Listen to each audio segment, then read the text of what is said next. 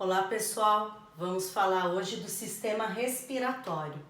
O sistema respiratório é composto então por nariz ou fossas nasais, algumas pessoas acabam fazendo o ar entrar pela boca, faringe, que é comum ao sistema respiratório e digestório, laringe, traqueia, brônquios, bronquíolos e na pontinha de cada bronquíolo os alvéolos pulmonares.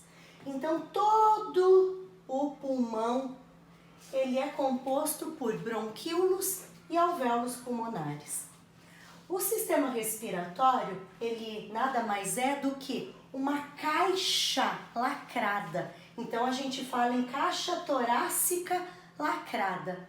Lacrada pelo músculo diafragma, que vai separar a parte do tórax do abdômen, e em volta de todo esse sistema nós temos um conjunto ósseo e muscular, com as costelas e os músculos intercostais. O sistema respiratório ele é aliado ao nosso sistema energético. Nós precisamos respirar, ou seja, fazer o ar entrar e sair, para distribuir ou para conseguir absorver e distribuir oxigênio para que todas as nossas células utilizem na respiração celular das mitocôndrias, garantindo assim nossa energia na forma de ATP. Toda a glicose da nossa alimentação é quebrada pela respiração celular e como produto final temos o gás carbônico. Esse gás carbônico que vai jogar para ficar disperso aqui no ar. O mecanismo de inspiração e de expiração é um mecanismo que está associado à pressão. E para isso, vou chamar o professor Fred Zenorini do Física no Fusca. Fala pessoal! Fisicamente falando, para a nossa respiração acontecer, a gente precisa de uma diferença de pressão. Ou seja, nós precisamos para o ar entrar, que a pressão interna seja menor do que a pressão externa. Então, quando a gente expande o volume da nossa caixa torácica para um processo de inspiração, o ar acaba entrando porque ele é empurrado pela pressão atmosférica, que nesse momento é maior do que a pressão dentro do nosso pulmão. Essa expansão da caixa torácica acontece por conta do músculo diafragma, que ele contrai e abaixa, e dos músculos intercostais, que eles contraem e levantam a costela para cima. Então, resultando assim nesse volume muito maior. Professora Anitta até que sabe das coisas, não é? Quando a gente quer fazer o contrário, expirar, nós fazemos a pressão aqui dentro ficar maior do que a pressão externa e aí o ar vai sair. Agora, uma coisa interessante é que a diferença de pressão que o nosso pulmão consegue causar, ela é limitada. Em média, é cerca de 1/10 da pressão atmosférica, 0,1 atm ou 1 vezes 10 a quarta Pascal.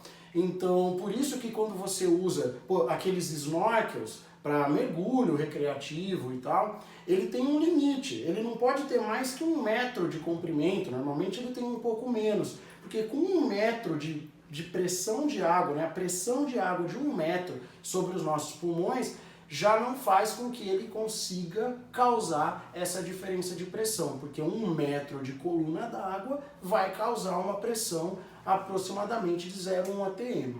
Professor Fred, então quer dizer que eu com 1,5 m tenho uma traqueia menor, respiro melhor? Não sei. Este zoom mostra bronquíolo, aqui em laranja, e os alvéolos pulmonares, ou todo esse conjunto de alvéolos pulmonares na pontinha de cada bronquíolo. Percebam que em todos esses alvéolos está chegando e saindo artérias e veias. Todos esses alvéolos são totalmente vascularizados, porque é aqui no alvéolo celular que vai acontecer a troca gasosa, a chamada hematose. A troca gasosa, a hematose, sempre acontece por difusão simples, onde o sangue que está chegando por essa veia, rico em gás carbônico, que a gente chama de sangue carbonado, ele tem uma concentração maior de gás carbônico aqui dentro do vaso sanguíneo do que comparado dentro do alvéolo pulmonar. Desta maneira, todos esses gases passam por difusão, entram aqui para dentro do alvéolo pulmonar. O contrário acontece com o oxigênio. Esse sangue que está chegando aqui, ele é pobre em oxigênio. E aqui o alvéolo pulmonar, ele tem uma concentração maior desse gás. Então, por difusão, o oxigênio acaba entrando para dentro aqui do vaso sanguíneo.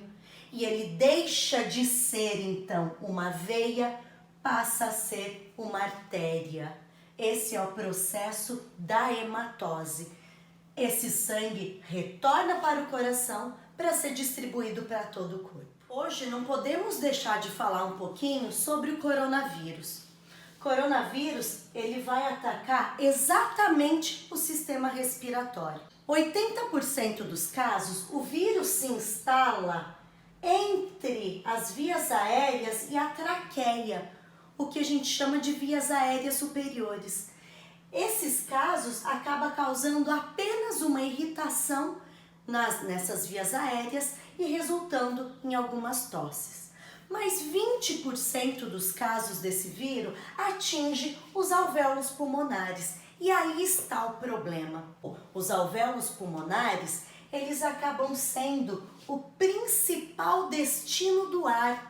Inflar de ar na inspiração e ficar murcho na expiração. O tempo todo, inflando e ficando murcho, inflando e ficando murcho. Quando o coronavírus ele atinge essa região do nosso pulmão, acaba acontecendo o que a gente chama de resposta inflamatória.